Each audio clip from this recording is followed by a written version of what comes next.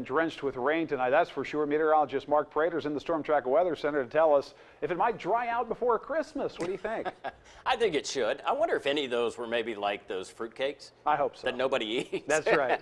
They're Frisbees. That could hurt somebody if it came off the truck. But certainly we will dry out, but it's going to take a little time.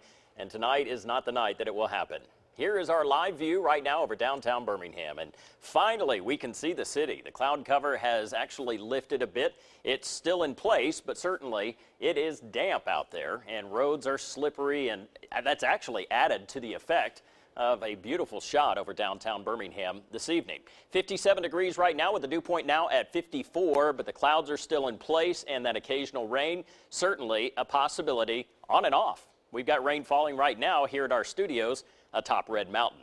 No flash flood warnings in effect for central Alabama, with the exception of Lamar County, and that is for about another hour or so. But all of the flooding threat has moved more towards the south, along with the severe weather threat, which is now over in Georgia. But our temperatures are still very mild. We've got numbers in the mid to upper 50s in most spots, even a few low 60s like Aliceville. You're at 61 degrees. Hamilton, you're at 59.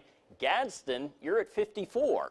So the temperatures have actually come up a couple of degrees thanks to all of this tropical and very moist air moving across the state.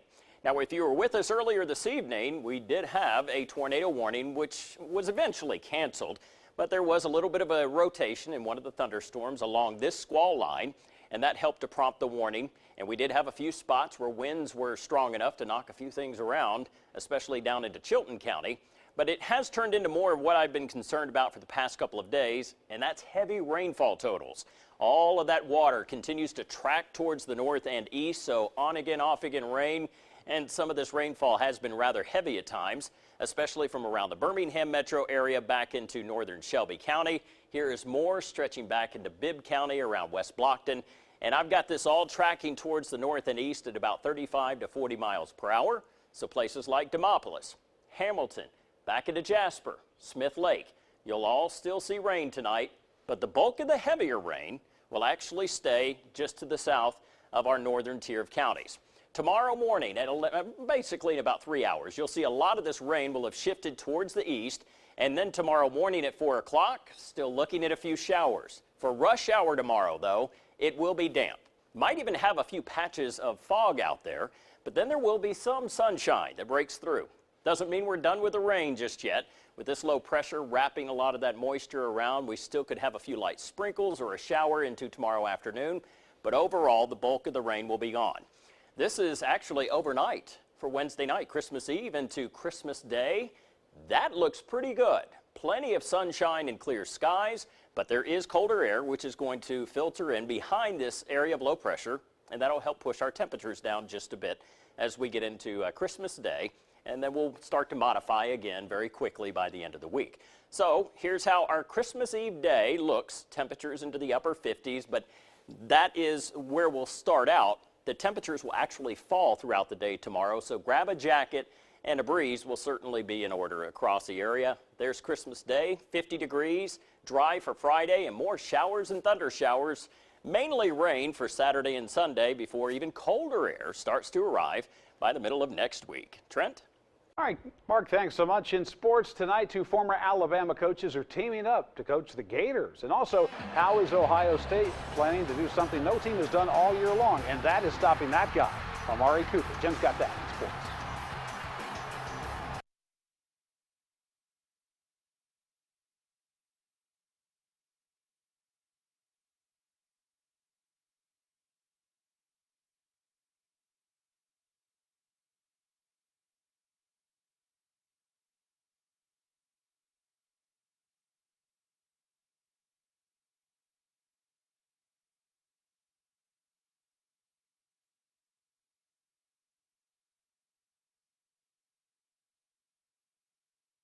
C2 and C3, so it needs to go from C1 to C4, but 2 and 3 is out of the rundown. I don't know if you have to code anything differently.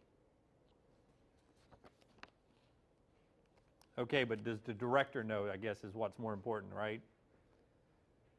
Boom, boom, boom, boom, boom. She is good?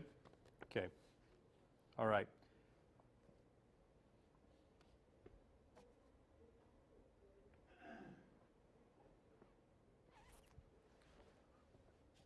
For the first time ever, I'm going to hold a sheet of paper while I'm on the air. How are you? Are you?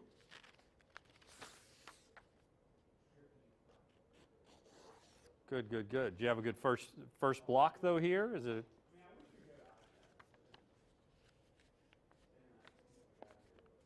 Yeah. All right. I'm going to hold this sheet of paper just in case, though. Never done that before.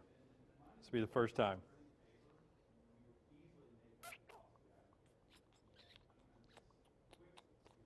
I'm usually scriptless.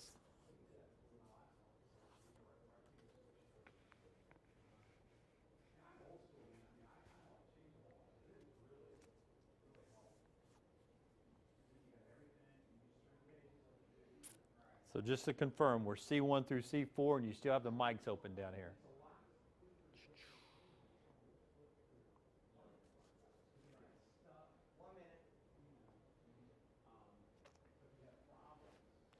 They know the mic's still on? Okay.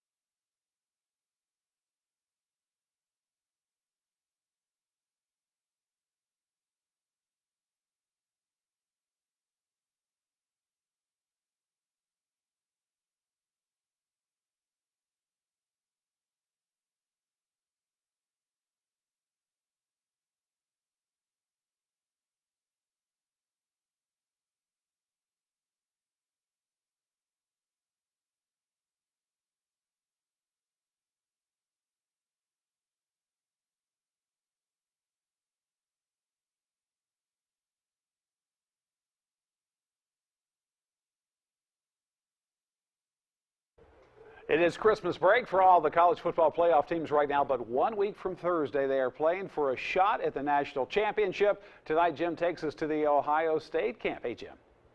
That's right, Trent. Now football, like a rock band making the cover of Rolling Stone, making the cover of Sports Illustrated, is a big deal to quarterbacks. Alabama's Blake Sims and the other college football QBs are there, and they are poised for game week starting on Friday up in Columbus. Like you said, the main focus is on Amari Cooper. Really, it's on not letting Amari do to Ohio State what Sammy Watkins did to them in last year's Orange Bowl.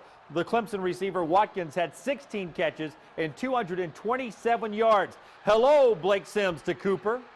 I have to respect the fact that he's a Heisman candidate. He wasn't a Heisman candidate, and he's a great player. I mean, you have to have something in place to stop him, because we don't want it to be like last year where Sammy Watkins just went crazy on us. So we definitely have setting something up to try to, control him. Shell shock. The Buckeyes defensive coordinator is Chris Hatch. He was at Arkansas in 2013. He knows Amari Cooper and the mental toughness it takes to beat Alabama. Mentally, we're in a very good spot. I think there's a lot of confidence and a lot of belief that we can be good. Our challenge is to play a game like that consistently from week to week. I mean, throughout the course of the year, we showed signs of improvement each week. I think that last game was really a sign of what we can be and what we should be moving forward. As you see on that early super there, team rivals happening in New Orleans on Saturday when both teams get there. Bobby Bowden once got a lifetime contract at Florida State, and he never won 29 straight games. Lifetime contract, never won 29. Jimbo Fisher has won 29 straight and a national championship. Today, Jimbo got an 8-year extension through 2022. He's now one of the highest paid coaches in the game at $5.5 million a year on average. Auburn plays Wisconsin in the Outback Bowl. Barry Alvarez will again come out of retirement for one game. The AD hired Paul Chryst to take over after the bowl game. Some applicants for the Wisconsin job, they claim to be great coaches on video games. He laughed about seeing those resumes. I did see a couple of those. He thought those were unique, to say the least. But I got to tell you, I get those letters all the time. Auburn arrives in Tampa coming Friday. Hey, new Florida coach Jim McElwain has hired his offensive coordinator. It's Doug Nussmeier.